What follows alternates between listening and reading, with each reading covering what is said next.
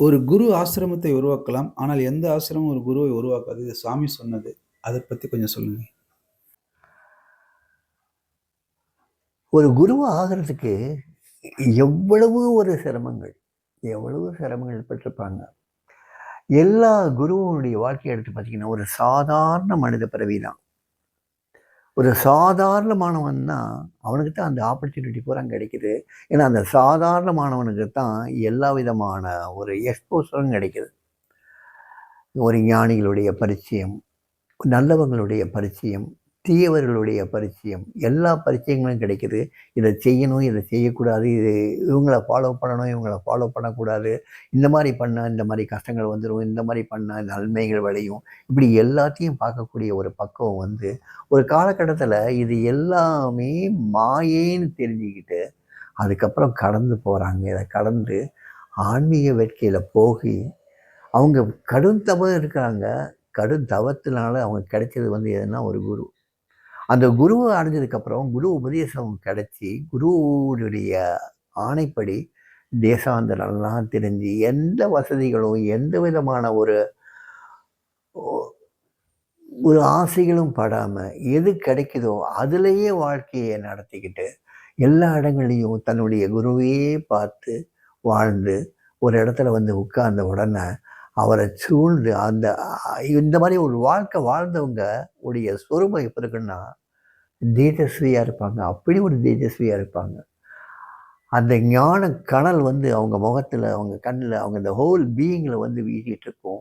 அவங்க உட்கார்ந்த இடம் வந்து அப்பேற்பட்ட ஒரு புனிதமான இடமா மாறிடும்.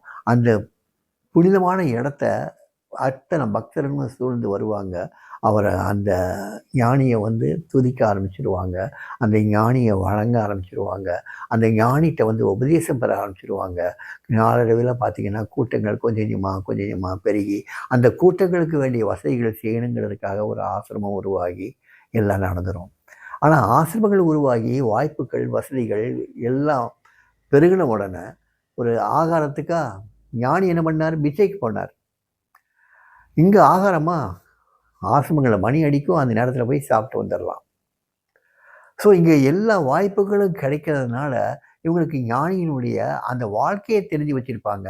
ஆனால் அந்த வாழ்க்கையை நடைமுறைப்படுத்துறதுக்கு இவங்களால முடியாது.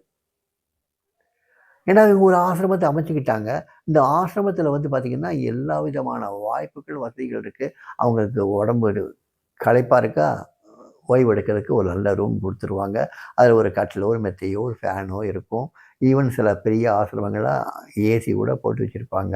எல்லா வசதிகளும் இருக்கும். ஸோ இந்த சரீரத்துக்கு வேண்டிய சௌகரியங்கள் அத்தனையும் பண்ணி வச்சுக்கூடிய ஒரு ஆசிரமம் ஒரு ஞானி எப்படி உருவாக்கும்? ஆனால் அந்த ஞானியை சுற்றித்தான் இந்த ஆசிரமங்கள் பூரா உருவாகுது. இதுதான் பெரிய வேடிக்கை இதில். அந்த ஞானி எந்த வசதி வாய்ப்பையும் எதையுமே நிராகரித்தவர். எனக்கு எதுவும் வேண்டாம், எனக்கு எங்கள் அப்பா மட்டும் போதும், அப்பா மட்டும் போதும். ரமண மகர்ஷி எடுத்துக்கோங்க, ஆட கூட கிடையாது, வெறும் கௌப்பீனை மட்டும் அணிஞ்சிக்கிட்டு அவர்கிட்ட படம் ஒரு துண்டு எடுத்து சுற்றிக்கிட்டு போயிட்டு இருப்பார். ஒரு கைத்தடி. அவருடைய படங்கள்லாம் பார்த்திங்கன்னா ரொம்ப அழகாக இருக்கும். எந்த விதமான சௌகரியங்களையும் எந்த சரீரத்துக்கு வேண்டியான தேவைகளை எதையுமே எடுத்துக்கல. அதே மாதிரி சுவாமி தன்னுடைய சௌகரியத்துக்காக எதுவுமே கிடையாது. அவர் வாழ்ந்த இடங்கள்லாம் பார்த்திங்கன்னா சுடுகாடு, இன்னும் மரத்தடிகள், பாத்திரக்கடை பிளாட்ஃபாரங்கள், இன்னும் பார்த்திங்கன்னா ஒரு சனத்திரு வீடு வாங்கி கொடுத்தாங்க. அந்த வீடும் பார்த்திங்கன்னா குப்பையாக தான் இருக்கும். அந்த இடத்துல விளக்குமாறு பட்டதே இல்லை, சுத்தம் பண்ணதே இல்லை. அந்த இடத்துல தேள்களும் எலிகளும் பூனைகளும் நாய்களும் வாழ்ந்துட்டு இருக்க அத்தனை ஜீவராசிகளுக்கு மத்தியிலேயே அவர் வாழ்ந்துக்கிட்டு இருந்தார். பக்தர்கள் வந்தாங்க, வாழ்ந்தாங்க, எல்லாம் இருந்தாங்க. ஆனால் பக்தர்களை வந்து அனுப்பிச்சிடுவார். நீங்கள் நல்ல லாட்ஜில் போய் தங்கிக்கோ, நல்ல சத்திரங்களில் போய் தங்கிக்கோ. தன் கூடயே வச்சுருந்தவங்கள வந்து 2-3 பேரை வச்சுருந்தார். ஒரு 4-5 பேரை தான் வச்சுருந்தார். தவிர்த்து மற்ற எல்லாரையும் தன் கூட வச்சுக்கல. ஏன்னா மற்றவங்களுக்கெல்லாம் அந்த வசதிகள் வேணும். இவங்களுக்கு அந்த 4-5 பேர்களுக்கு அந்த வசதிகள் தேவையில்லை. அந்த 4-5 பேர்களும் டிஃப்ரெண்ட்டாகவே வந்திருப்பாங்க.